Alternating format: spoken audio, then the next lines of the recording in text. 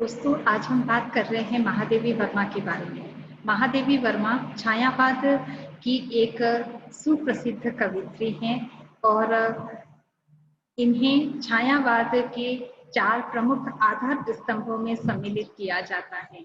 प्रसाद पंत निराला जैसे प्रसिद्ध कवियों के साथ छायावाद की कविता को गरिमा देने के लिए, छायावाद की कविता का परिचय स्थापित करने के लिए महादेवी वर्मा को हम जानते हैं। महादेवी वर्मा को आधुनिक युग की मीरा भी कहा जाता है, क्योंकि मीरा के समान इन्होंने आध्यात्मिकता का ऐसा बीजारोपण अपनी कविता के माध्यम से किया है, जो कि आज तक विरह की वेदना के रूप में हिंदी साहित्य और छायावाद की कविता को अमर कर देता है। हम पढ़ेंगे आज महादेवी वर्मा की कविता मंदिर का दीप। यह मंदिर का दीप। यह कविता रहस्यवादी और आध्यात्मिक कवित्री महादेवी वर्मा के द्वारा रची गई है और इस कविता में वे ईश्वर की प्राप्ति एवं भक्ति के लिए अपने प्राण रूपी दीपक को निरंतर जलाए रखने की बात कह रही है। यह मंदिर का दीप इसे नीरव जलने दो। महादेवी वर्मा अपने आध्यात्मिक प्रियतम की साधना में मन रूपी दीपक को सदैव जलाए रखना चाहती है।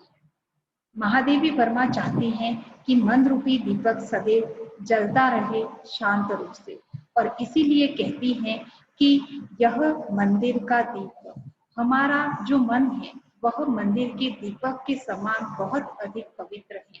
इसे नीरव जलने दो, इसे एकांत में जलते रहने दो, इसे साधनारत रहने दो, मन को साधना से ना रोको। रजत शंख घड़ियाल स्वर्ण वंशी वीणा स्वर। क्योंकि क्या होता है, मंदिर में कई प्रकार के शंख होते हैं, घड़ियाल होते हैं, और शंख और घड़ियाल भी साधारण नहीं। रजत शंख चांदी के शंख हैं, चांदी के घड़ियाल हैं, और ये बजते रहते हैं दिन भर। स्वर्ण वंशी वीणा स्वर, सोने की बंसी और सोने की वीणा के स्वर से मंदिर गुंजरित होता रहता है। गए आरती वेला को शत शत लय से पर, परंतु आरती की वेला के समय ये बहुत ही अधिक लय और राग के साथ में अपने संगीत को प्रस्फुटित करते हैं और ईश्वर की आराधना में लीन रहते हैं। जो शंखों की ध्वनि है, घड़ियाल की ध्वनि है, बंशी और वीणा के जो स्वर हैं, वे सभी आरती की वेला के समय, जब ईश्वर की आरती हो रही होती है, उसी समय ये सभी संगीत से भरे हुए होते हैं। जब था कलकंठों का मेला, जब बहुत ही कलकंठ यानी कि मधुर संगीत का मेला लगा हुआ था, जब आरती का समय होता है, कई व्यक्ति आते हैं और मधुर संगीत बजाते रहते हैं, कि मधुर संगीत को गाते हैं। कलकंठ उनके जो मधुर राग है, जो उनकी मधुर आवाज है, उससे इस मंदिर को गुंजायमान करते हैं। यह से उपल तिमिर था खिला, और यहाँ तक कि मंदिर का प्रत्येक उपल, उपल अर्थात मंदिर का प्रत्येक पत्थर हंसने लगता है। तिमिर था खिला, और तिमिर भी, अंधकार भी वहां पर खिलता रहता है। जब सायंकाल होता है, जब रात्रि वेला आने वाली होती है, उस समय प्रत्येक मंदिर का पत्थर हंसता सा नजर आता है। मंदिर के कण कण में एक अनुपम राग भर जाता है, क्योंकि वह आरती की वेला होती है, जब शंख घड़ियाल बंशी वीणा सभी अपनी मधुर ध्वनि के साथ में संगीत की अभिव्यक्ति कर रहे होते हैं। कई व्यक्ति आकर के, कई भक्त आकर के, कई श्रद्धालु आकर के और अपने कलकंठों से मधुर राग में ईश्वर की पूजा और अर्चना कर रहे होते हैं। परंतु जैसे जैसे तिमिर खिलने लगता है, जैसे जैसे अंधेरा बढ़ने लगता है, अब मंदिर में इष्ट अकेला, मंदिर में जो आराध्य देव हैं वे अकेले हो जाते हैं। इसे अजीर का शून्य गला में हो गलने दे, और जो यह अजीरता चारों ओर फैल रही है, जो एकांत चारों ओर बिखर रहा है, इस नीरवता के शून्य को, इस रिक्तता को समाप्त करने के लिए दीपक जलता रहता है रात भर अनवरत, और इसे जलते रहने दो, क्योंकि यह जो मंदिर का दीपक है वही रात्रि के समय ईश्वर की साधना में रत रहता है। नहीं तो जितने भी मधुर संगीत आदि थे वे सभी रात्रि काल में समाप्त हो जाते हैं। जो भक्त थे, जो श्रद्धालु थे, वे भी सभी रात्रि के समय में वहां से जा चुके होते हैं, और मंदिर में जो हमारा इष्ट होता है, जो हमारे देवता हैं, वे अकेले होते हैं, और उनके अकेलेपन को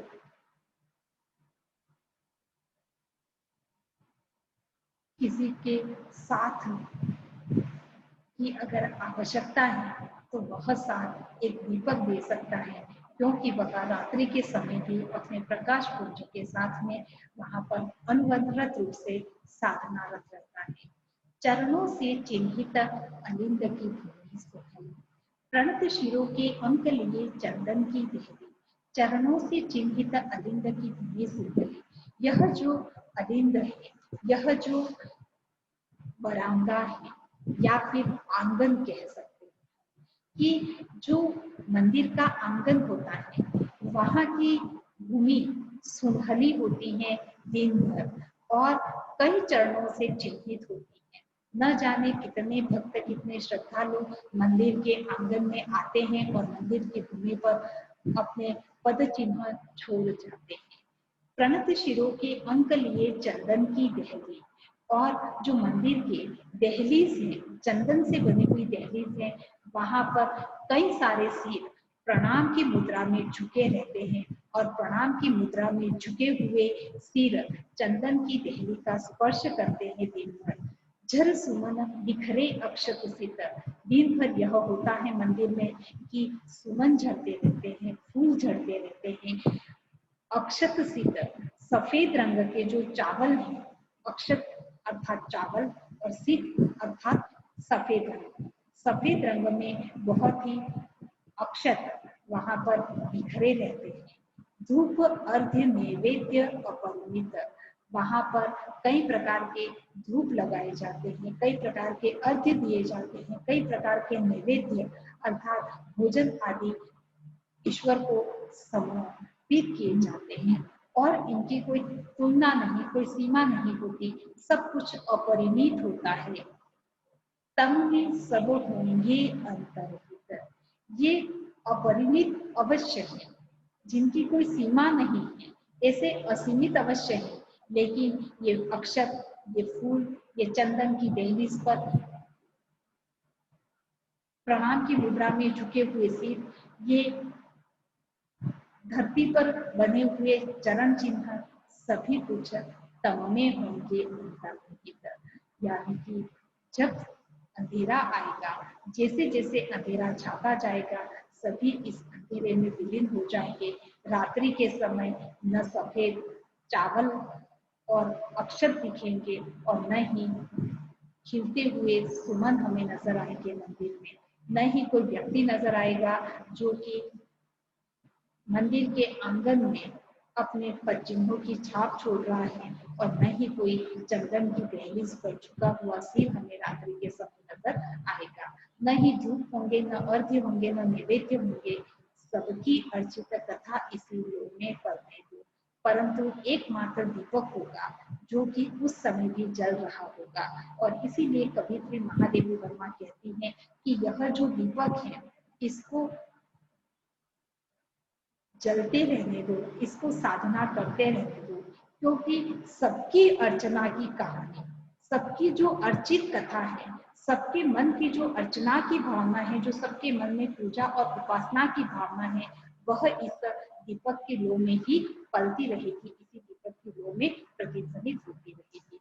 पलके मन के फेर पुजारी विश्व सो गया, प्रतिध्वनि का इतिहास प्रस्तरों बीच खो गया, सांसों की समाधि सा जीवन, मति सागर का पंथ गया वन, रुका मुखर कड़कन स्पंदन, इस ज्वाला में प्राण रूप फिर से ढलने दो। पलके मन के फेर पुजारी विश्व सो गया, रात्रि के समय जो सारा विश्व पुजारी बन रहा था।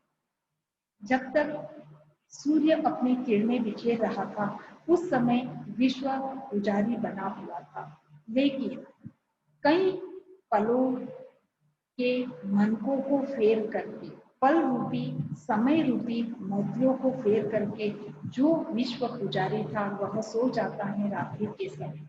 प्रतिध्वनि का इतिहास प्रस्तरों में हो गया और जो अर्चना की, प्रार्थना की प्रतिध्वनि मंदिर में हो रही थी, उस प्रार्थना की प्रतिध्वनि का इतिहास मंदिर के पत्थरों के बीच ही हो जाता है। जो मंदिर के प्रस्तर, जो मंदिर के पत्थर दिन भर गुंजायमान होते रहते हैं ईश्वर की आराधना से, ईश्वर की प्रार्थना से, वे सभी इस समय शांत हो जाते हैं और यह जो प्रार्थना की ध्वनि है, जो प्रार्थना के स्वर हैं, वे इन प्रस्तरों के बीच में ही, इन पत्थरों के बीच में न जाने कहाँ पर सो जाते हैं, खो जाते हैं, वह हम नहीं जान सकते।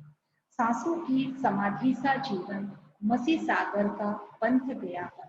रात्रि के समय सांसें समाधि नहीं लगाती, जो हमारा जीवन है वह सांसों की समाधि हो जाता है। रात्रि में ऐसा लगता है जैसे कि चारों तरफ मसी सागर बन गया है। मसी अर्थात स्याही, और एक प्रकार का जो अंधेरा और कालिमा चारों तरफ बिखेरती है, बिखरी हुई होती है, वह लगता है कि एक स्याही का सागर चारों तरफ फैला रही है और इस स्याही सागर में समस्त जीवन समाप्त हो जाता है।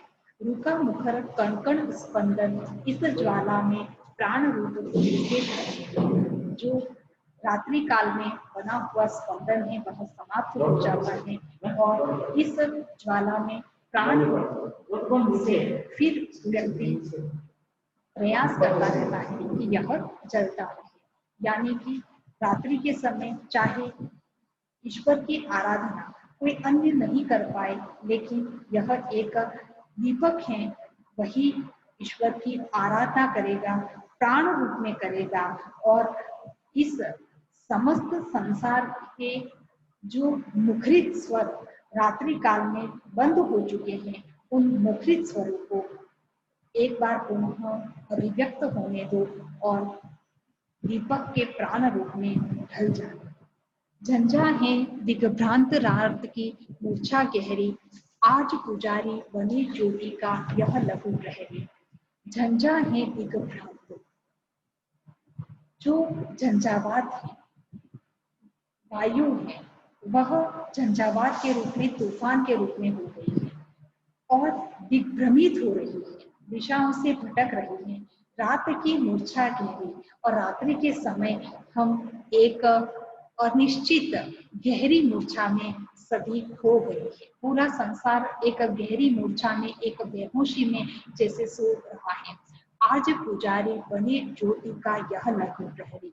और रात्रि के समय जब प्रत्येक व्यक्ति के श्रद्धा भाव बंद हो गए हैं, प्रत्येक व्यक्ति अपनी भावना की अभिव्यक्ति नहीं कर पा रहा है, तब यह जो लघु प्रहरी है, ज्योति का लघु प्रहरी, वह छोटा सा ज्योति का प्रकाश का पुंज, एक छोटा सा दीपक पुजारी के रूप में ईश्वर की उपासना करता रहेगा जब तक लौटे दिन की हलचल।